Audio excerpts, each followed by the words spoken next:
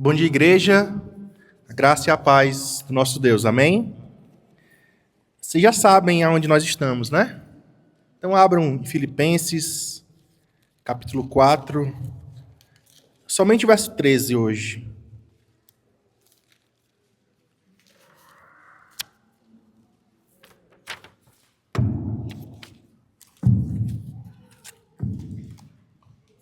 Diz assim a Sagrada Escritura: tudo posso naquele que me fortalece. Nós já vimos esse verso em muitos locais. Talvez ali atrás do caminhão, né? Se você já viajou, tem aquela tira ali atrás, né? Às vezes você entra na casa de alguém, tem na portinhola, na parede, né?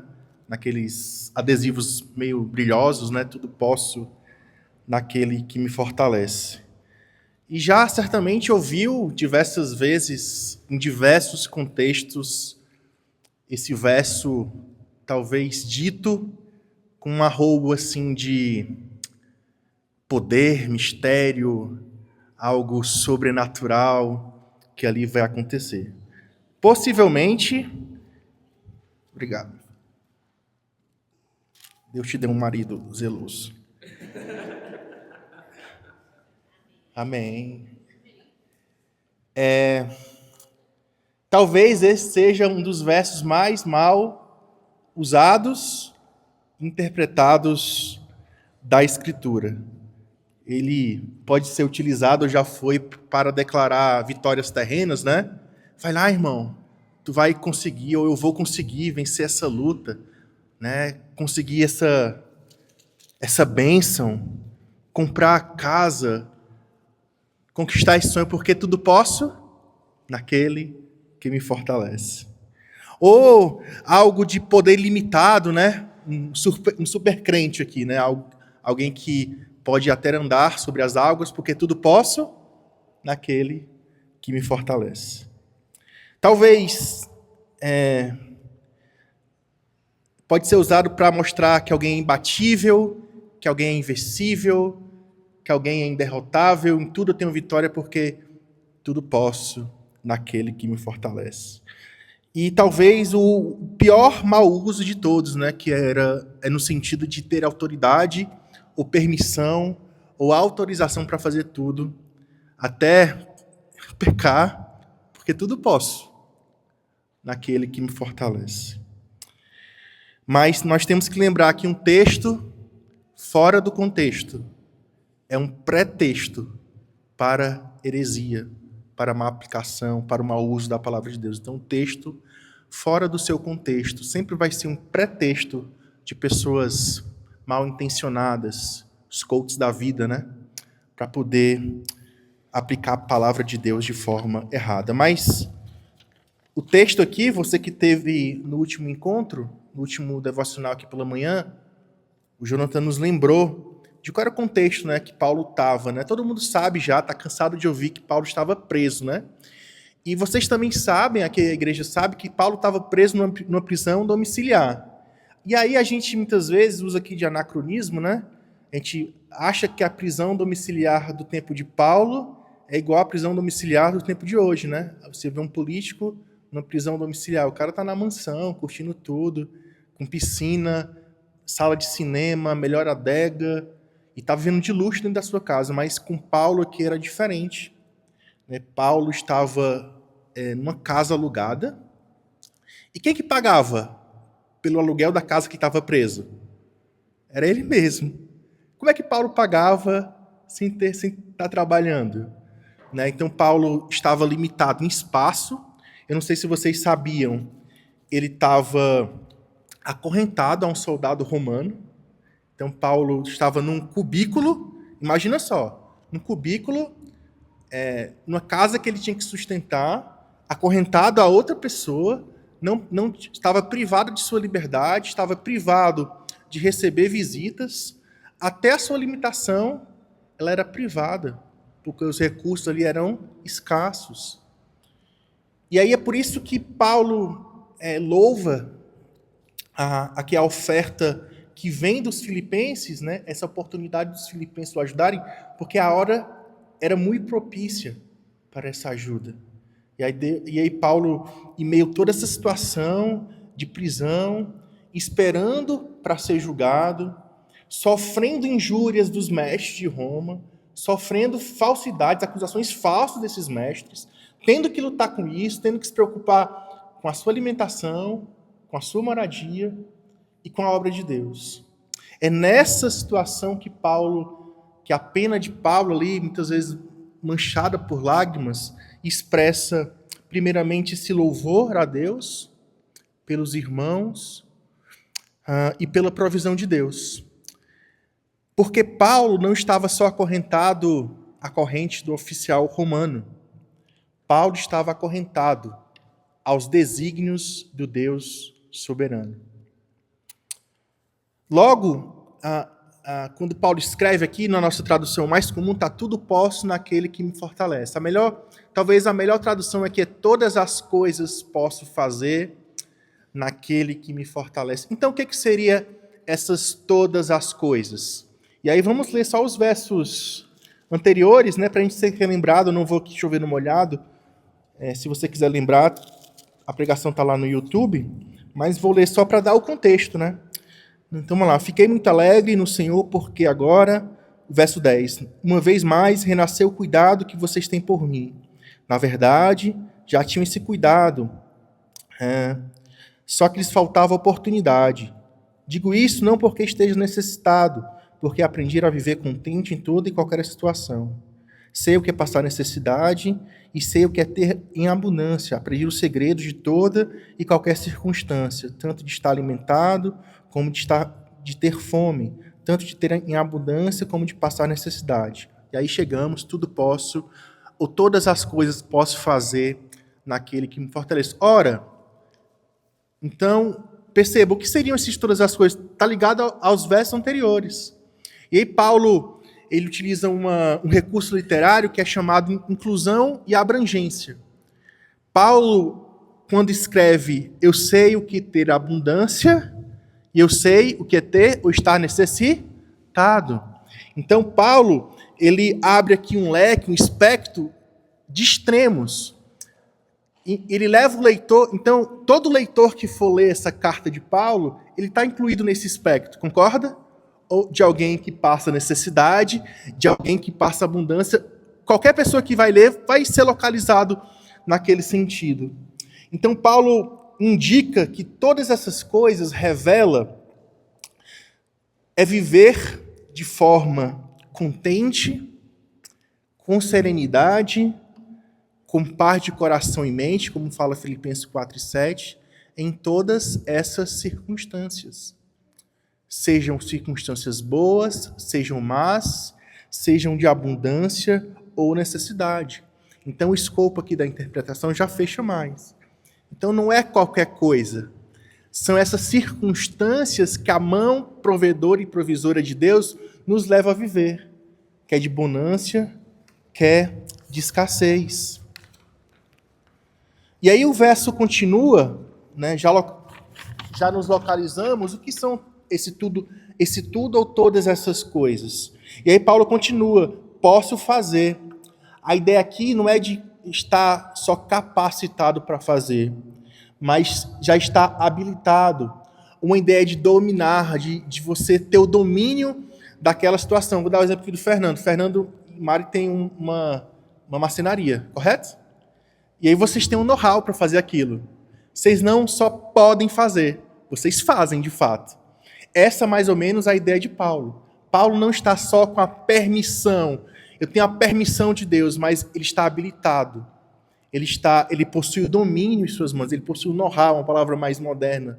Ele possui todo o conhecimento para poder viver essas coisas. E aí Paulo continua, né? Naquele. E aqui, ninguém combinou, né, cantar aqui o louvor, mas acho que o último louvor que nós cantamos resume bem o que Paulo quer dizer. A mente que interpreta mal a palavra, quando fala tudo posso, traz muita ideia de estar autocentrado. Eu sou autossuficiente. Eu tenho todo o poder. eu tenho todas as condições. Mas Paulo revela que ele aprendeu a viver contente, com contentamento, seja em qualquer situação, porque não é ele que está centrado, ou não é ele que está assentado no trono do seu coração, mas é o próprio Rei do universo que está assentado no seu coração.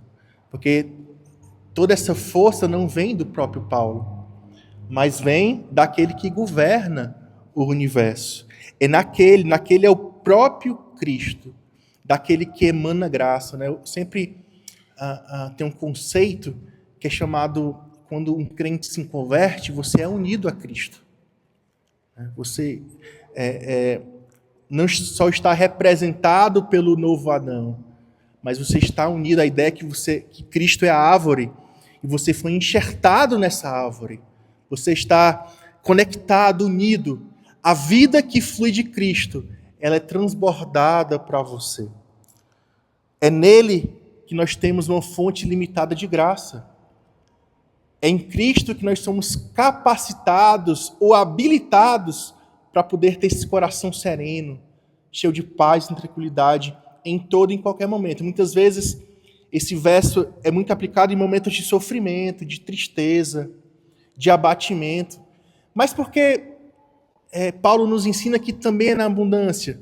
Porque se você não tiver sua mente fixa que aquela possibilidade vem de Cristo, quando você está na abundância, teu coração se corrompe. Você vai achar que é você. Né? Seu olhar se desvia do trono da graça. E aí, Paulo termina, fortalece. A ideia de fortalecimento é de robustez. A palavra que é usada no grego é de dinamite, a mesma palavra que é usada para dinamite, que é a ideia de potência, de robustez, de fortalecimento. Paulo aqui revela, meus irmãos, que ele aprendeu essas coisas e ter essa autoridade para dizer que tudo posso naquele fortalece. Isso não vem somente de teoria. Esse aprendizado da vida cristã, Paulo não aprendeu aos pés de Gamaliel. Paulo aprendeu caminhando com Cristo. A ideia aqui não é de estar contente, de ter força para passar por isso, não é só você... É você entender e desejar não estar em outro lugar diferente daquele que a mão soberana de Deus te colocou. É você não reclamar por querer ter mais, entendendo que aquilo que Deus te deu já é o suficiente e parte do trono da graça. Então, esse ensinamento que Paulo aprendeu, ele quer transmitir para os seus leitores. De como é que nós podemos ter esse fortalecimento? Certamente naquele que nos fortalece. E como é que isso acontece? Já que eu tenho que sair do trono do meu coração, entender que não sou eu que governo a minha vida, esse governo vem do alto. Então, o primeiro princípio, isso o Jonas falou no último encontro, né? A ideia de ser forte, de estar capacitado, de estar habilitado, não é somente algo pontual, mas é um processo. Você vem sendo fortalecido. E apesar de o fim último das coisas ser o próprio Deus, ser a graça de Deus, Deus nos convoca a exercitarmos isso pelos meios de graça. Por meio da oração, por meio da leitura da palavra, por meio do serviço, por meio da obediência, por meio da adoração. É por meio do culto público, é por meio dos devocionais, é por meio da palavra, da comunhão, que nós vamos ser fortalecidos mediante as provações e situações difíceis ou de abundância, a abundância que Deus tem nos levado. É importante nós termos a consciência que essa provisão de Deus ela tem um objetivo. Não é somente trazer felicidade, alegria em tempo de tristeza, mas essa provisão, esse tudo posso, todas as coisas posso, Deus tem um objetivo, que é nos mantermos fiéis, obedientes, constantes e contentes. Então lembra, Deus provê essa graça com o objetivo de firmarmos nosso pé na caminhada cristã, revelando ou fortalecendo nossa fidelidade, obediência, constância e contentamento. E é por isso, irmãos, que muitas vezes nós vacilamos na caminhada cristã. Seja quando a coisa aperta, seja na abundância, nosso olhar tenta é inclinado a se desviar do eterno. Por quê? Porque muitas vezes nos falta a prática e o exercício desses meios de graça.